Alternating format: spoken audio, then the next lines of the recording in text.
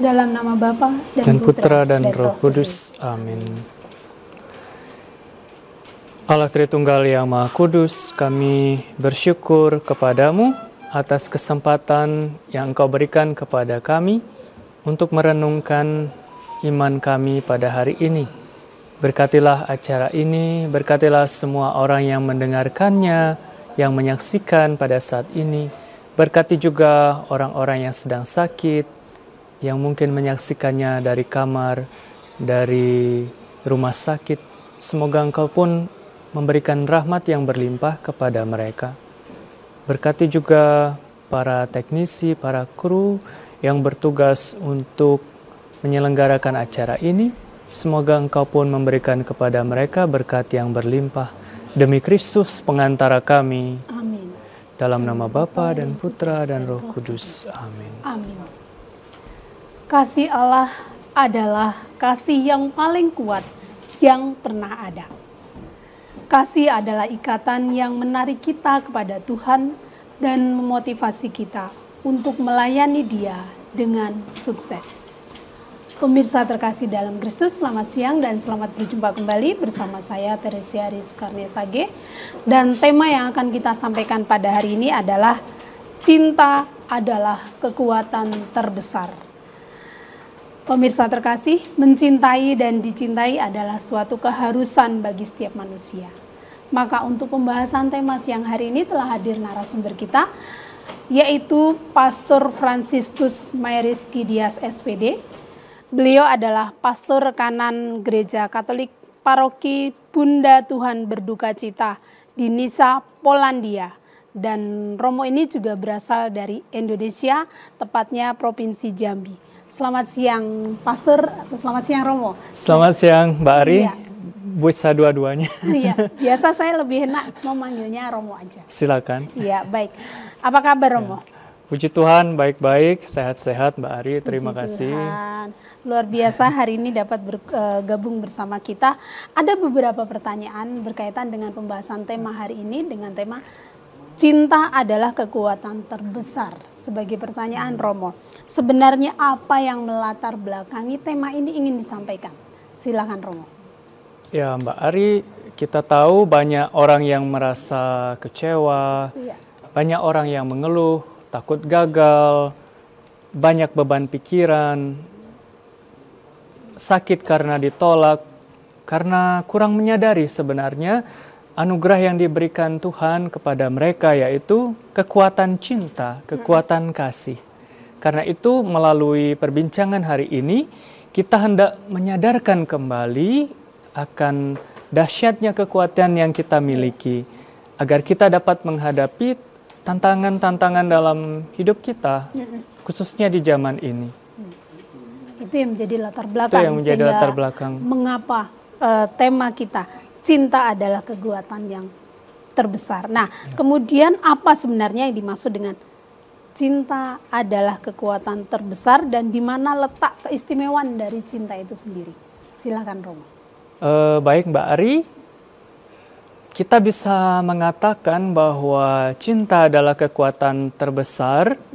Kita imani seperti itu dan begitu istimewa kalau kita membaca sabda Tuhan sendiri dalam kitab suci. Sebagai contoh, Rasul Paulus membahas kasih, membahas cinta secara panjang, indah dan mendalam. Bisa kita baca dalam suratnya yang pertama kepada jemaat di Korintus, bab 13 ayat 1 sampai 13. Mudah dihafal ya. 1 Korintus 13 ayat 1 sampai 13.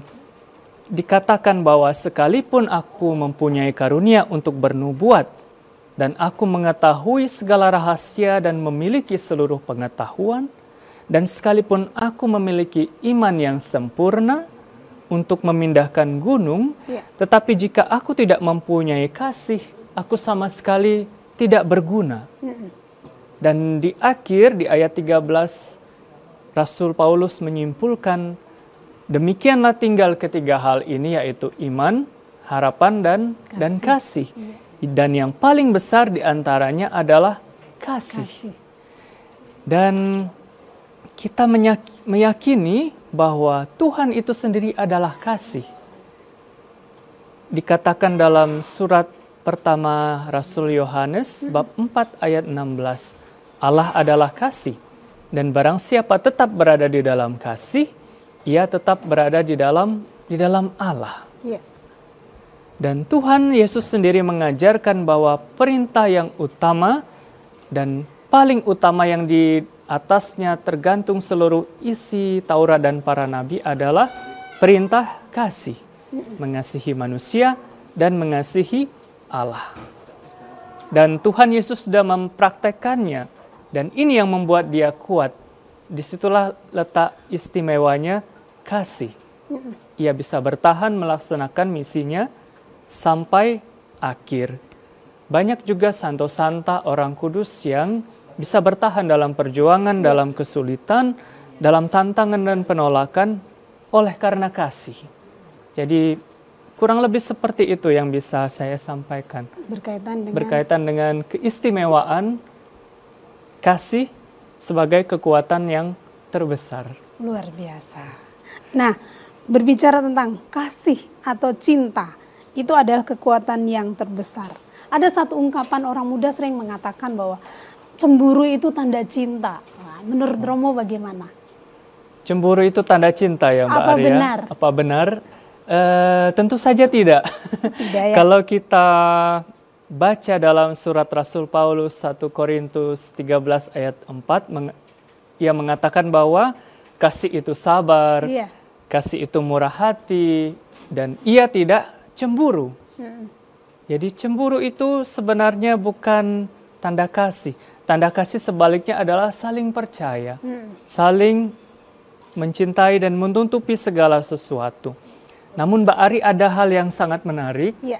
Kalau misalnya orang Kristen, orang Katolik baca dalam kitab sucinya, itu ada ungkapan bahwa Allah itu adalah Allah yang pencemburu. Nah, itu bagaimana Romo? Nah, dikatakan dalam Ulangan misalnya bab 4 ayat 24, sebab Tuhan Allahmu adalah api yang menghanguskan, Allah yang cemburu. Lalu katanya Allah itu adalah kasih. Kok bisa cemburu? Iya. Memang kita sebagai manusia, cemburu itu bermakna negatif ya. Iya. Sering disematkan pada istri atau suami yang merasa tidak senang kalau pasangannya itu terlihat mesra, berdua, berjalan dengan orang lain. Akibatnya dia akan melakukan tindakan yang negatif, marah, ngambek, diam berminggu-minggu karena tidak rela kan. Nah, tapi kalau disebutkan Allah itu Allah yang cemburu, itu adalah tindakan yang benar karena umat Israel sendiri sudah mengikat perjanjian dengan Allah. Iya. Allah mengatakan bahwa, Yahweh mengatakan bahwa aku akan menjadi Allah mereka dan mereka akan menjadi umatku. Iya. Itu adalah perjanjian, dan kalau dikatakan Allah adalah Allah cemburu, berarti Allah itu tidak rela kalau miliknya diambil oleh yang lain. Allah tidak akan membiarkan ketidaksetiaan terjadi. Iya. Dan kecemburuan, tanda kutip, kecemburuan itu menggambarkan keseriusan Allah dalam mengasihi kita. Allah itu bersemangat agar kita menjadi miliknya. Bersemangat dalam bahasa Inggris itu zealous. Tapi manusia itu cemburu, jealous. Nah, kecemburuan Allah ini adalah kecemburuan yang suci. Ia tidak segan-segan mendidik umatnya, menghukum supaya umatnya itu sadar bahwa hanya bersama Allah saja mereka akan selamat, akan tentram, akan damai, dan akan terjamin. Begitu juga dengan kita, Allah itu tidak akan membiarkan segala macam pesaing kehidupan rohani kita begitu mesra dengan kita. Maka ia sangat, kehidupan rohani kita itu sangat bergantung pada genggamannya yang erat. Mungkin itu. Hanya kepada Allah saja. Hanya kepada Allah saja. Iya, luar biasa. Artinya kalau kita berkata atau bersikap cemburu, itu bukan kepada manusia. Bukan kepada Karena manusia. Allah yang memiliki kecemburuan supaya kita tidak boleh mengabdi kepada Allah lain, Allah hanya yang Allah yang lain. esa. Baik, luar biasa Romo, dan pemirsa terkasih, mari kita saksikan pariwara berikut ini.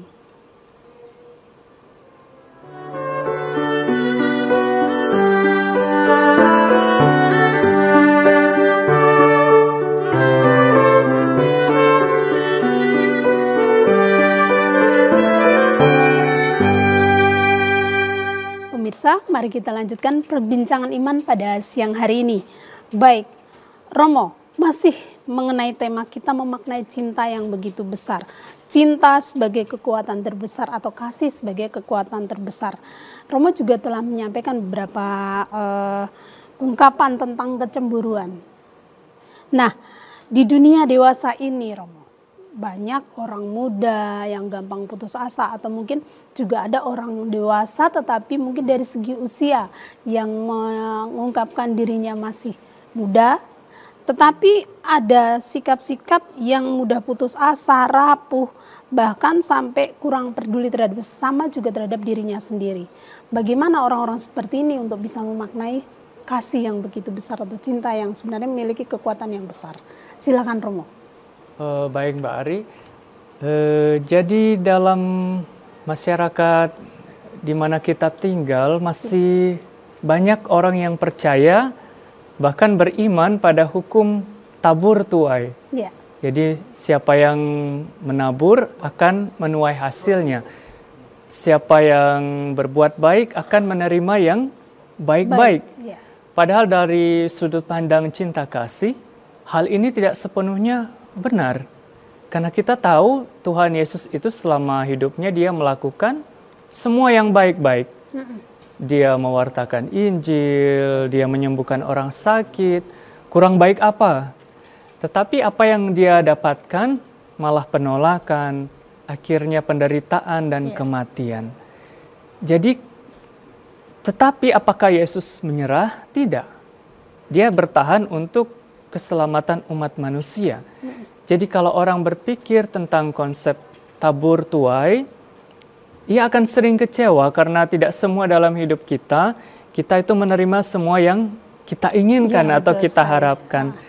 Jadi cinta yang kita tabur tidak selalu kita tuai, tidak selalu kembali kepada kita.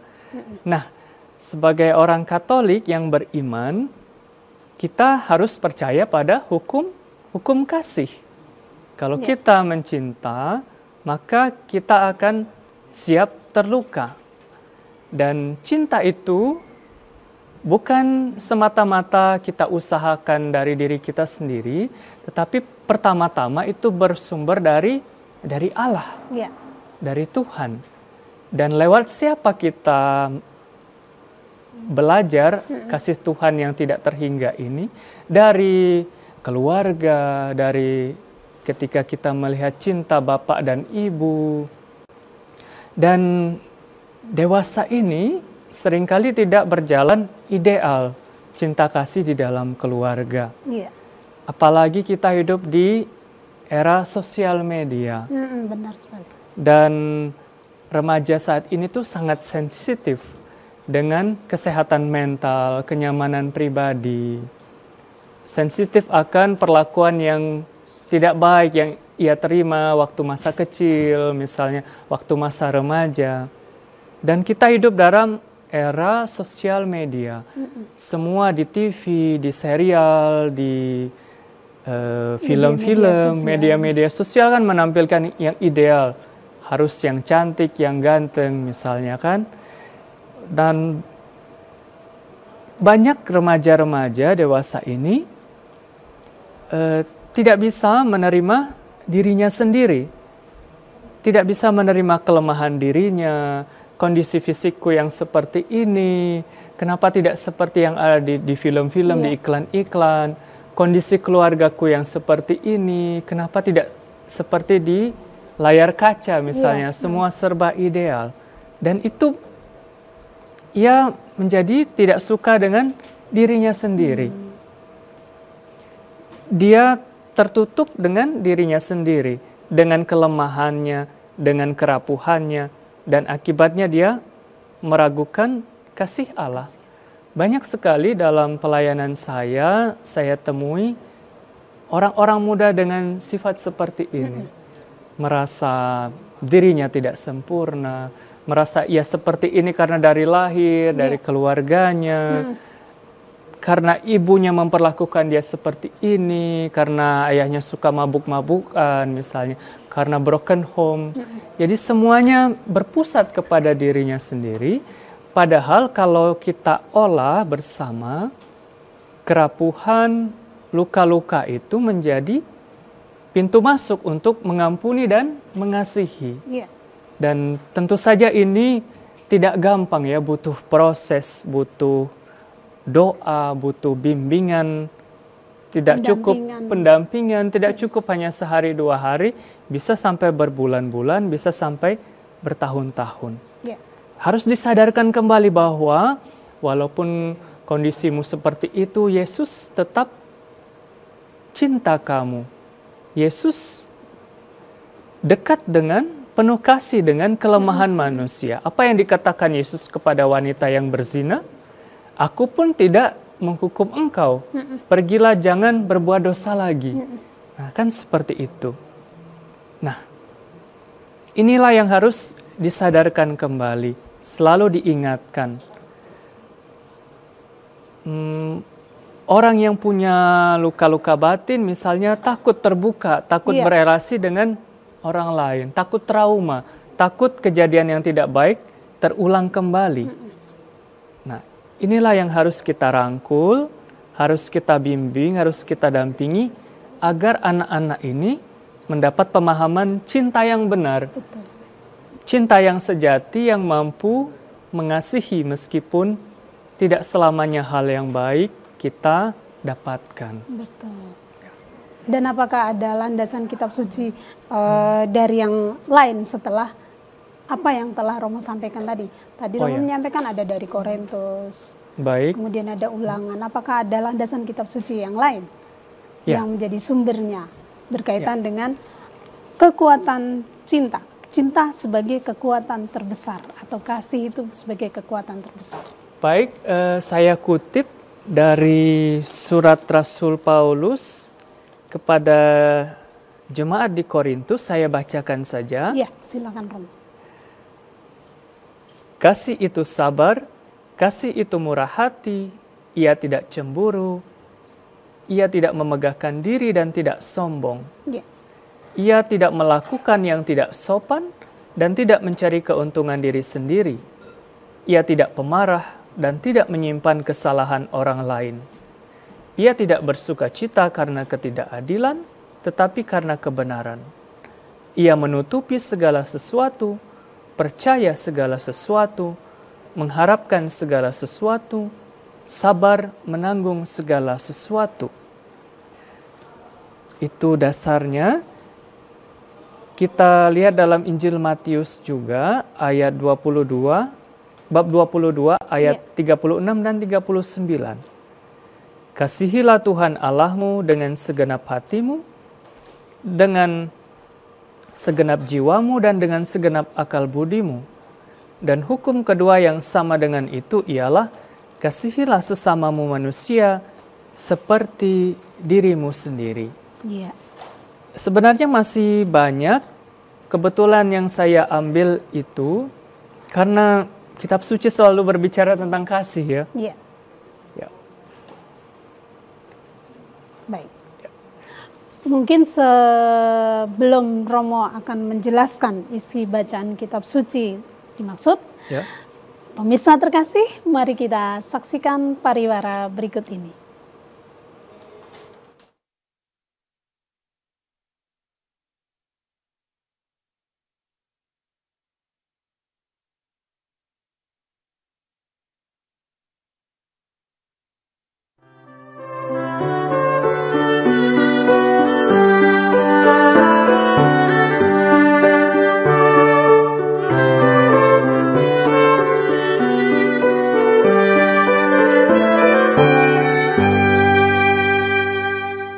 Pemirsa, mari kita lanjutkan perbincangan iman pada siang hari ini. Baik, Romo tadi setelah menyampaikan sumber-sumber kitab suci, apa isi dari sumber kitab suci itu maksudnya, terlebih untuk kita sebagai umat Katolik harus bagaimana, terlebih dalam dunia yang serba hedonisme, digital, kemudian serba media sosial yang kita nggak bisa menolak dengan itu semua. Lalu sikap kita sebagai umat Katolik bagaimana bila dikaitkan dengan sumber-sumber kitab suci? Silakan Romo.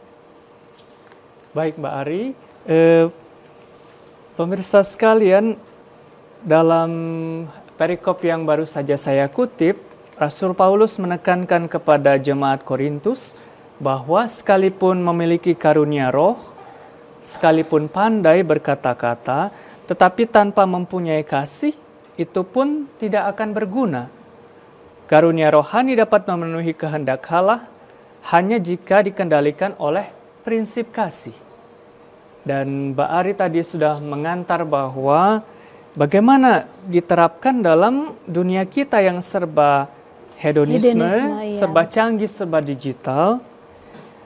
Yesus pernah berkata bahwa di mana hartamu berada, di situ juga hatimu berada. Kita tidak bisa menolak perkembangan kemajuan zaman. Itu semua anugerah yang patut kita nikmati. Tetapi kita harus waspada dengan apa yang kita cintai. Apa yang sebenarnya menguasai hati kita? Di mana sebenarnya harta kita berada? Apakah Tuhan atau segala kemudahan yang kita miliki?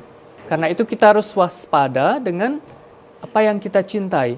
Ada orang yang begitu cinta dengan judi online, gambling, sehingga ia akan melakukan segala cara untuk terus main judi misalnya. Ada yang kecanduan kerja, sehingga ia mencurahkan semua waktunya hanya untuk bekerja. Tidak ada waktu untuk libur, untuk keluarga, untuk berdoa. Anak-anak, orang dewasa ada yang kecanduan dengan handphone. Seluruh waktunya dia habiskan dengan handphone misalnya. Jadi kita harus bertanya, sebenarnya apa yang kita cintai? Kita hidup dalam zaman digital kan? Digital itu berarti berasal dari kata digitus yang berarti jari. Di zaman digital kan semuanya sangat mudah. Semua dikendalikan dengan jari. Mau transfer uang, mau belanja, semuanya dengan jari. Jadi apa yang terjadi? Orang kurang peka untuk mengasihi. Misalnya kurang sabar. Karena semuanya kan serba instan. Orang tidak bisa lagi fokus untuk belajar, untuk misa, karena kebiasaan scroll, skip. Kalau bosan tinggal skip. Pindah. Jadi kalau misa itu membosankan sekali karena kalau khotbahnya lama gitu misalnya. Juga untuk belajar. Juga dengan gaya hidup sederhana. Orang tidak bisa membatasi keinginan-keinginan dirinya. Sudah merasa nyaman, tidak memerlukan kasih Tuhan lagi kan? Karena semuanya sudah punya. Juga untuk persaudaraan, hal ini bisa kurang kalau orang menghayati nilai-nilai cinta kasih. Semuanya kalau tidak suka tinggal blokir nomor. Tidak ada di situ menegur empat mata misalnya. Jadi maka untuk mengatasi hal ini kita harus banyak berdoa, mohon terang Roh Kudus, Roh cinta yang membuat kita bisa mengasihi. Sebagai pesan iman, sedikit saja Romo. Silakan Romo. Pesan iman, waspadalah dengan apa yang kamu cintai. Saya kutip sedikit, Santa Gertrudis mengatakan, semakin orang mencintai, ia akan semakin mirip dengan orang yang ia kasihi.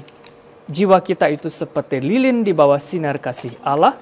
Makin setia ia tinggal di bawah sinar matahari, makin sering disinari, ia akan semakin lembut dan semakin mudah dibentuk dengan apa yang Allah mau. Waspadalah dengan apa yang engkau cintai. Terima kasih Romo, luar biasa. Dan pemirsa terkasih dalam Kristus, kita dipanggil untuk mampu memberi cinta terhadap sesama. Kehilangan cinta tentu melemahkan semangat dan pengharapan. Karena Kristus sang pemilik cinta tersebut, maka kasih kita juga harus diperkuat dengan kekuatan cinta. Akhir kata, saya Teresia Ari Sukarni SAG beserta seluruh kerabat kerja mengucapkan terima kasih. Mohon izin undur diri, selamat siang dan Tuhan memberkati kita semua. Amin. Terima kasih. Terima kasih Romo.